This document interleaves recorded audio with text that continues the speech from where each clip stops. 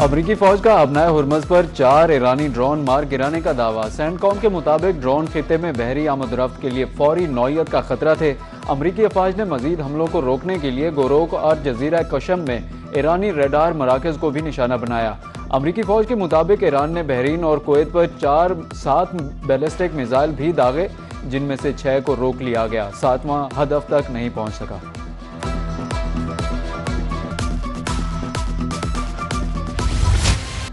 امریکہ کا ایرانی ریڈار مراکز پر حملہ، پاسداران انقلاب کا بھی جوابی وار۔ امریکی فضائی اڈوں کو میزائلوں سے نشانہ بنانے کا دعویٰ۔ پاسداران انقلاب کا کہنا ہے کہ امریکی کارروائیاں جاری رہیں تو آبنائے ہرمز مکمل طور پر بند کر دی جائے گی۔ ایران نے ڈیل پر اتفاق نہیں کیا، وہ طاقتور اور غیور قوم ہے۔ ایران کے پاس بالآخر معاہدے کے سوا کوئی راستہ نہیں ہوگا۔ ایران کے پاس صرف 21 سے 22% میزائل باقی ہیں۔ امریکی صدر ٹرمپ کا امریکی ٹی وی کو انٹرویو، کہا کہ جنگ کے حل میں وقت لگتا ہے، یہ کام فوری نہیں ہوتے۔ ہرمز کی صورتحال معمول پر آنے کے بعد تیل قیمتیں بھی کم ہو جائیں گی۔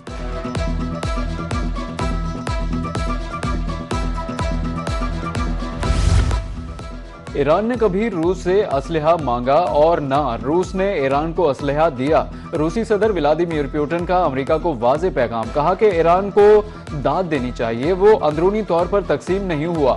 ایرانی سوسائٹی مسلسل مضبوط ہو رہی ہے۔ ایرانی قیادت نے عوام سے اپیل کی تھی کہ ملک کے لیے جان قربان کریں۔ 50 لاکھ افراد نے وطن پر جان قربان کرنے کے لیے لبیک کہا، یہ ہمیشہ یاد رکھنا چاہیے۔ اسرائیل کے 50 لڑاکا طیاروں نے خامنائی کے دفتر پر حملہ کیا تھا۔ شہید آیت اللہ خامنائی پر حملے کے وقت اسی دفتر میں تھا۔ ایرانی وزیر خارجہ عباس عراقچی کا بڑا انکشاف، کہا کہ حملے کے بعد مجھے عمارت کے ملبے سے نکالا گیا، میرے ذہن میں سب سے پہلا خیال خامنائی کی خیریت سے متعلق آیا۔ صدمے کی حالت میں وزارت خارجہ کے دفتر پہنچا، وہاں بھی علی خامنائی کی خیریت دریافت کرتا رہا۔ بشکیک میں شنگھائی تعاون تنظیم وزرائے داخلہ کا اجلاس، وزیر داخلہ محسن نقوی کی 5 ممالک کے وزرائے داخلہ سے ملاقات، باہمی تعاون مختلف شعبوں میں اشتراک کار بڑھانے پر اتفاق، وزارت داخلہ کے درمیان ورکنگ گروپس کے قیام کا فیصلہ، غیر قانونی امیگریشن کی روک تھام کے لیے اقدامات کیے جائیں گے، روس، تاجکستان، ازبکستان، قرغیزستان اور قازقستان کے وزراء شامل۔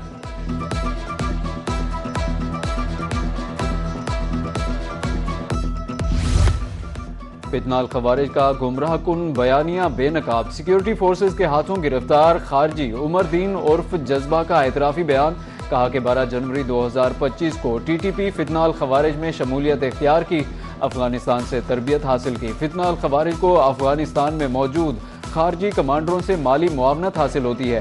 خارجی نیٹ ورک شادی خیل بیس پر حملے اور کوئٹہ خوار روڈ پر دھماکے میں ملوث ہے۔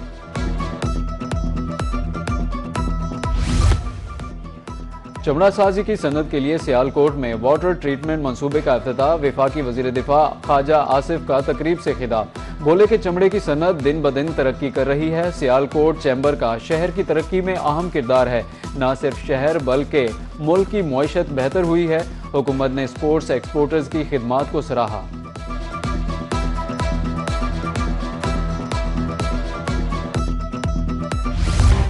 گلگت بلتستان میں الیکشن کل ہوں گے، تیاریاں مکمل، جلوسوں، جلسوں، ریلیوں اور کارنر میٹنگز کا شور تھم گیا۔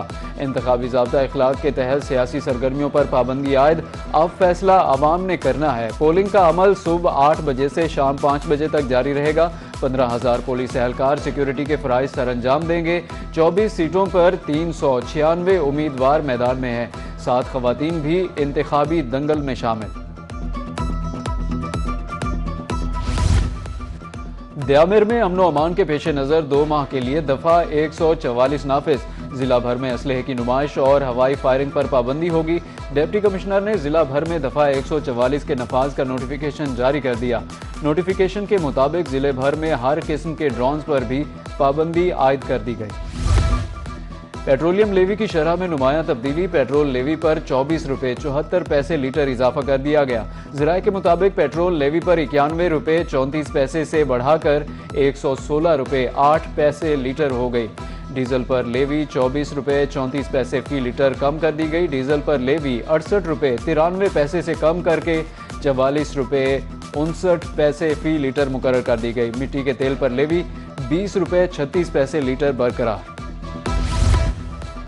عوام کے لیے معمولی ریلیف، پیٹرول 4 روپے لیٹر سستا ہو گیا۔ ٹمبر مارکیٹ ملتان کے تاجروں نے کمی کو مسترد کر دیا، کہا کہ بجٹ میں پیٹرول 250 روپے لیٹر کیا جائے۔ پیٹرولیم مصنوعات کی غیر مستحکم قیمتوں سے چھوٹے تاجر بدحالی کا شکار ہیں۔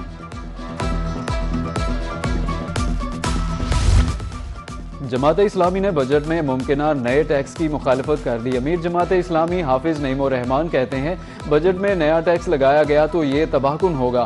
حکومت نے ٹیکسز کم نہ کیے تو جلد احتجاج کی کال دیں گے۔ پیٹرولیم لیوی کے نام پر عوام سے 8066 ارب روپے وصول کیے گئے۔ حکومت IMF کا بہانہ بنا کر عوام سے بھاری ٹیکس لے رہی ہے۔ 1,25,000 ماہانہ تنخواہ پر ٹیکس استثنا دیا جائے۔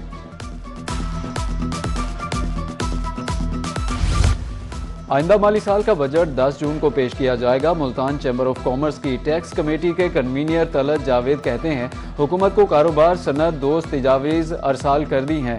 ملک میں اس وقت معاشی صورتحال بہت خراب ہے، ٹیکس دہندگان پر مزید بوجھ نہ ڈالا جائے۔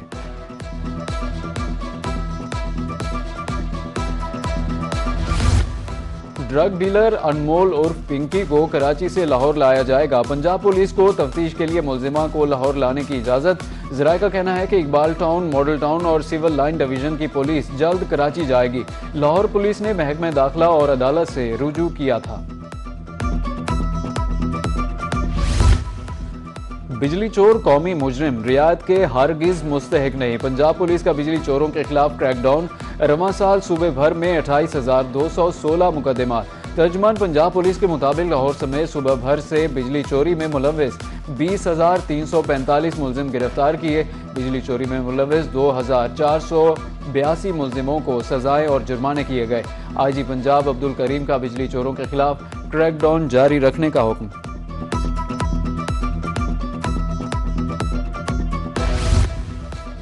بجلی صارفین کی کیٹیگری تبدیل کرنے کا نیا طریقہ ایجاد۔ ریڈنگ تاخیر سے کر کے صارفین کو ان کی پروٹیکٹڈ کیا جائے گا۔ سلیب تبدیل ہونے سے بہاولپور میں سینکڑوں صارفین کو زائد بل ادا کرنے پڑ رہے ہیں۔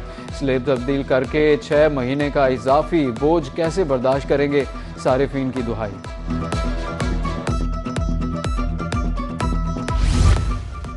محرم میں قیام امن کے لیے اقدامات، کمشنر ڈیرہ غازی خان کی زیر صدارت اجلاس۔ مجالس، جلوسوں کی سیکیورٹی سمیت انتظامات کا تفصیلی جائزہ۔